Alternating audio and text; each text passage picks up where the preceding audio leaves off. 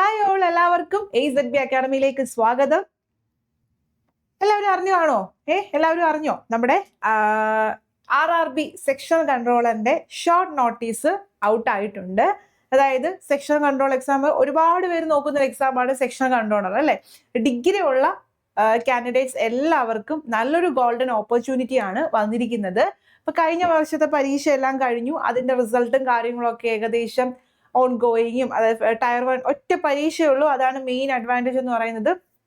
Exam ഒക്കെ കഴിഞ്ഞു. അപ്പൊ അതിന്റെ കാര്യങ്ങളൊക്കെ പ്രോസസ് നടന്നുകൊണ്ടിരിക്കുകയാണ്.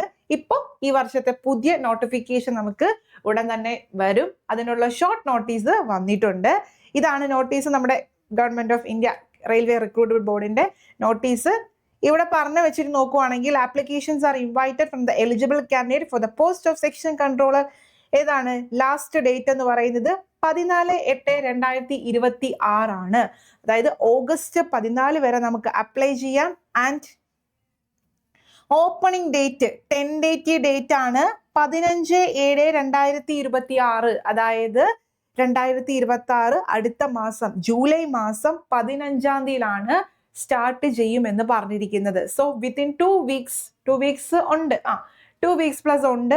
അതായത് നോട്ടിഫിക്കേഷൻ ഒരു ജൂലൈ 15 മുതൽ നമുക്ക് എന്ത് ചെയ്യാൻ പറ്റും? ആപ്ലിക്കേഷൻ അപ്ലൈ ചെയ്യാൻ പറ്റും. ഓൺലൈൻ മോഡാണ്. അറിയാമല്ലോ, റെയിൽവേയുടെ കാര്യങ്ങളെല്ലാം അറിയാമല്ലോ. ഓൺലൈൻ മോഡാണ്. ഓപ്പണിംഗ് ഡേറ്റ് എന്ന് പറയുന്നത് ജൂലൈ 15. ക്ലോസിംഗ് ഡേറ്റ് എന്ന് പറയുന്നത് 14/8 ആണ് ക്ലോസിംഗ് ഡേറ്റ്. August 14 ക്ലോസ് ചെയ്യുമെന്നും പറഞ്ഞിട്ടുണ്ട്. ഓക്കെ, അപ്പോൾ എല്ലാവരും കാത്തിരിക്കുന്നോ? എന്താണ് നോട്ടിഫിക്കേഷൻ വരുമ്പോൾ തന്നെ അപ്ലൈ ചെയ്ത് തുടങ്ങിക്കോണം.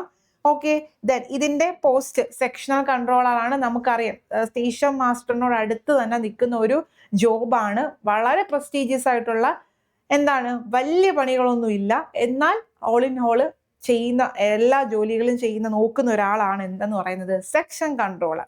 ആ സെക്ഷൻ ഫുൾ എന്ത് ചെയ്യണം? അയാൾ കൺട്രോൾ ചെയ്യണം. ഓക്കെ, ദെൻ പേ ലെവൽ 6 ആണ്. 8ാമത്തെ പേ കമ്മീഷൻ വെച്ചിട്ടാണ്. പേ ലെവൽ 6 ആണ്. നമുക്കറിയാം ഇനി നമ്മുടെ എന്ത് വരും?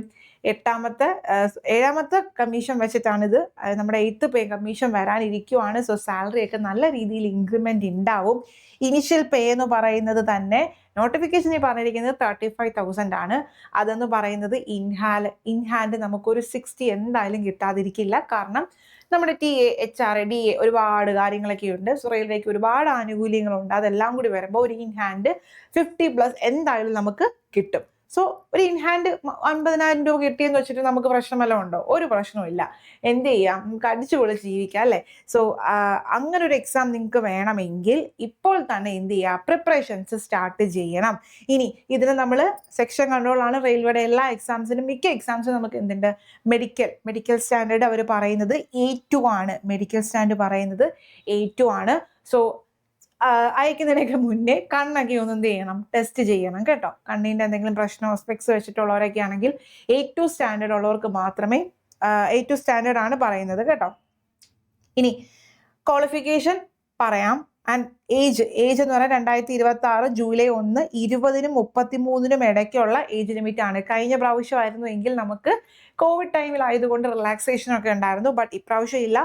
20-33 വയസ്സിനുള്ളിലുള്ളവർക്ക് എന്ത് ചെയ്യാം? അപ്ലൈ ചെയ്യാം. ഇപ്പൊ ഡിഗ്രി കഴിഞ്ഞ എല്ലാ കുട്ടികൾക്കും എന്ത് ചെയ്യാൻ പറ്റും?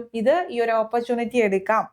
ഇനി വേക്കൻസി, അതാണ് ഇവിടുത്തെ വിഷയം എന്ന് പറയുന്നത്. Vacancy 119 vacancy.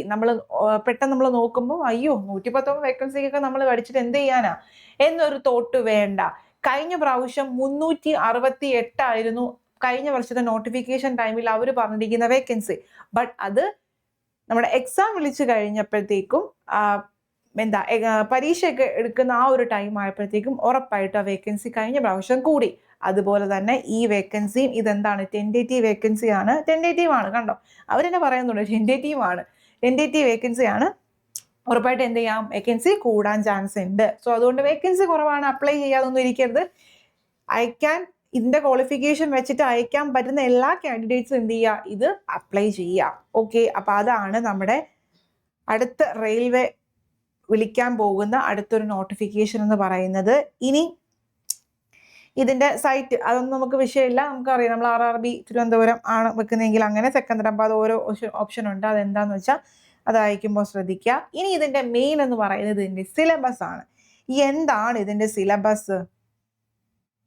ഓക്കെ, എന്താണ് ഇതിന്റെ സിലബസ് എന്ന് പറയുന്നത്? സിലബസ് മാത്സും റീസണിങ്ങും മാത്രമേ ഉള്ളൂ. അതാണ് ഇതിന്റെ അഡ്വാൻറ്റേജ്. ഇപ്പോൾ ചില നമുക്കറിയാം, നമുക്ക് ഇംഗ്ലീഷ് ഓൾറെഡി നമുക്ക് റെയിൽവേക്ക് ഇല്ല അല്ലേ. ഇപ്പോൾ SSCക്കൊക്കെ പ്രിപ്പയർ ചെയ്യുന്നവർക്കാണെങ്കിൽ ഇംഗ്ലീഷ്, മാത്സ്, റീസണിങ്, GK 4 ടോപ്പിക്കും പഠിക്കണം, സെക്ഷൻ റണ്ണിങ്ങും ആക്കി. ഇപ്പോൾ നമുക്ക് അത് വെച്ച് നോക്കുവാണെങ്കിൽ ഒരു വമ്പൻ അവസരമാണ് ഈ NTPCക്ക് ഈ RRB സെക്ഷൻ കൺട്രോൾ വിളിച്ചിരിക്കുന്നത്. കാരണം നമുക്ക് analytic and mathematical capability 60 mark എന്ന് പറഞ്ഞാൽ എന്താണ്? മാത്സ് ആണ്.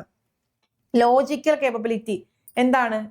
സെയിം സംഭവം തന്നെയാണ്, മാത്സ് തന്നെയാണ്. അതിനകത്ത് റീസണിങ്ങും ഒക്കെ വരും.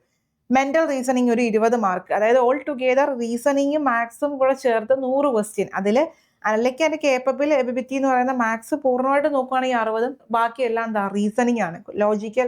ലോജിക്ക് വെച്ചിട്ട് ചെയ്യുന്ന കാര്യങ്ങൾ, ഓക്കെ, നമ്മുടെ അസേർഷൻ അതൊക്കെ ഇല്ലേ, അതൊക്കെയാണ് വരുന്നത്. സോ അത് രണ്ടും കൂടി ആവുമ്പോൾ 40. നമുക്ക് വേണമെങ്കിൽ 40 മാർക്ക് റീസണിങ്ങും 60 മാത്സും അങ്ങനെ കൂട്ടിയാൽ മതി.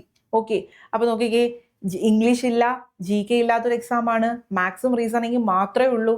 അപ്പൊ നിങ്ങൾക്ക് മാത്സും റീസണിങ്ങും അത്യാവശ്യം സ്ട്രോങ് ആണ്, GK പഠിക്കാൻ പാടായിട്ടുള്ള വിദ്യാർത്ഥികളാണെങ്കിൽ ഈ ഒരു എക്സാം ഉറപ്പായിട്ടും എന്ത് ചെയ്യുക? അപ്ലൈ ചെയ്യാൻ മറക്കരുത്. നോട്ടിഫിക്കേഷൻ വന്ന സമയം തന്നെ എന്ത് ചെയ്യുക? അപ്ലൈ ചെയ്യാനായിട്ട് തയ്യാറെടുത്ത് ഇരിക്കുക.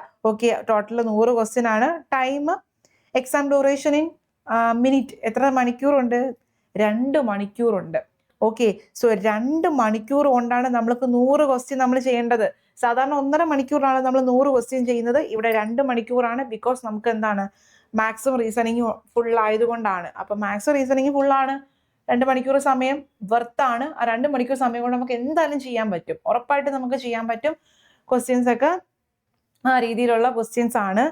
ഓക്കെ, അപ്പം മാത്സ് റീസണിങ്ങും സ്ട്രോങ് എന്ന് മാത്രമല്ല, എല്ലാവരും അപ്ലൈ ചെയ്യണം. സ്ട്രോങ് ആയിട്ടുള്ളവർ ഒരിക്കലും ഈ ഒരു അവസരം നഷ്ടപ്പെടുത്തരുത്. ഓക്കെ, ഇനി ഇതിന്റെ ക്വാളിഫിക്കേഷൻ എന്ന് പറയുന്നത് ഗ്രാജുവേറ്റ് പോസ്റ്റ് ആണ്. Minimum education qualification university degree or equivalent, അതായത് ഡിഗ്രി ഉള്ള വിദ്യാർത്ഥികൾക്ക് എഴുതാൻ പറ്റുന്ന എക്സാം ആണ് ഇത്. ഏത് ഡിഗ്രി, അതായത് BTech, നമ്മുടെ നോർമൽ ഡിഗ്രി, ആർട്സ്, സയൻസ് എല്ലാവർക്കും എന്ത് ചെയ്യാൻ പറ്റും? ഇത് അയക്കാൻ പറ്റും. എഡ്യൂക്കേഷൻ ക്വാളിഫിക്കേഷൻ കഴിഞ്ഞ പ്രാവശ്യം എല്ലാവർക്കും, ഡിഗ്രി ഉള്ള എല്ലാവർക്കും അപ്ലൈ ചെയ്യാവുന്നതാണ്. ഇനി ഇപ്രാവശ്യം ഇനി എന്തെങ്കിലും ചേഞ്ച് ഉണ്ടോ എന്ന് അറിയില്ല. ഫുൾ നോട്ടിഫിക്കേഷൻ വന്നാലേ നമുക്ക് അത് എന്ത് ചെയ്യാൻ പറ്റത്തുള്ളൂ, പറയാനായിട്ട് പറ്റത്തുള്ളൂ. ഓക്കെ അല്ലേ? അപ്പോൾ ഇത്രയും കാര്യങ്ങളാണ് പറയാൻ ഉദ്ദേശിച്ചത്. സോ അടുത്ത മാസം വരുന്നൊരു നോട്ടിഫിക്കേഷൻ ആണ്. സോ എക്സാം നമുക്ക് എന്തായാലും ഇതുവരെ നമുക്ക് NTPCയുടെ ഗ്രാജുവേറ്റ് ആണ് ഇപ്പം നിലവിൽ കഴിഞ്ഞത്. ഇത് നമുക്ക് ഗ്രൂപ്പ് D ഉണ്ട്. അതും കഴിഞ്ഞിട്ട് നമ്മുടെ ഈ പറഞ്ഞക്ക് ഇത് വിളിക്കും, അതും എന്ത് ചെയ്യണം, അതിന്റെ എക്സാമും ഉണ്ട്. അപ്പൊ എങ്ങനെ പോലെ 2 മാസം ഒരു ഗ്യാപ്പ് ഇട്ട് നമുക്ക് എല്ലാ പരീക്ഷകളും നമുക്ക് വരും. സോ ഒരുമിച്ച് നമ്മൾ എന്ത് ചെയ്യുക? NTPC ആണെങ്കിലും, അണ്ടർ ഗ്രാജുവേറ്റ് ആണെങ്കിലും, ഗ്രൂപ്പ് D ആണെങ്കിലും, സെക്ഷൻ കൺട്രോൾ ആണെങ്കിലും എന്ത് ചെയ്യുക? ഒരുമിച്ച് ഈ 4 എണ്ണം കൂടെ എന്ത് ചെയ്യുക? പാരലായിട്ട് കൊണ്ടുപോവുക.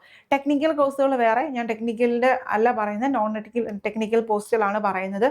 സോ NTPCക്ക് വേണ്ടിയിട്ട് ഇതെല്ലാം കൂടി ചേർന്നിട്ടുള്ള ഒരു കംപ്ലീറ്റ് ബാച്ച്, നമ്മുടെ AZB അക്കാഡമിയുടെ complete batch course already launched ആണ്. ലൈവ് റെക്കോർഡഡ് സെഷൻസ് അവൈലബിൾ ആണ്. PDF നോട്ടുകളുണ്ട്. ആൻഡ് ടോപ്പിക് വൈസ് ടെസ്റ്റുകളും ഫുൾ ലെങ്തും സെക്ഷണൽ മോക്കുകളും ഒക്കെ തന്നെ ഉണ്ട്. മെന്റർ സപ്പോർട്ട്, ഫുൾ ടൈം നിങ്ങൾക്ക് മെന്റർ സപ്പോർട്ടും ഡൗട്ട് ക്ലിയറിംഗ് സെഷൻസും ഒക്കെ അവൈലബിൾ ആണ്. ഇനി പിന്നെ പറയാനാണെങ്കിൽ നമ്മുടെ CBT2, അതായത് ഇപ്പൊ നമുക്ക് NTPC കഴിഞ്ഞല്ലോ, അതിന്റെ CBT2ന്റെ ക്ലാസ്സസ് നമുക്ക് അവൈലബിൾ ആണ്. ഓക്കെ അല്ലേ?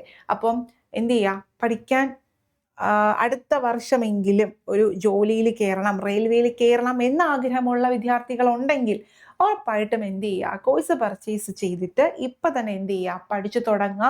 മാത്സ് റീസണിങ് മാത്രമേ ഉള്ളൂ. നമ്മുടെ സെക്ഷൻ കൺട്രോൾ വെച്ച് വേണമെങ്കിൽ മാത്സ് റീസണിങ് മാത്രം നിങ്ങൾ ഫോക്കസ് ചെയ്താൽ മതി. ഇനി നമുക്ക് വരുന്ന ഗ്രൂപ്പ് D ആണ്. അപ്പൊ ഗ്രൂപ്പ് Dക്ക് കുറച്ചധികം GK നോക്കണം.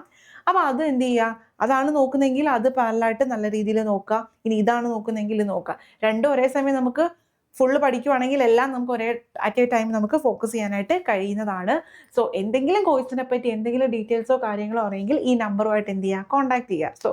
സോ മറ്റൊരു വീഡിയോയിൽ കാണാം. താങ്ക്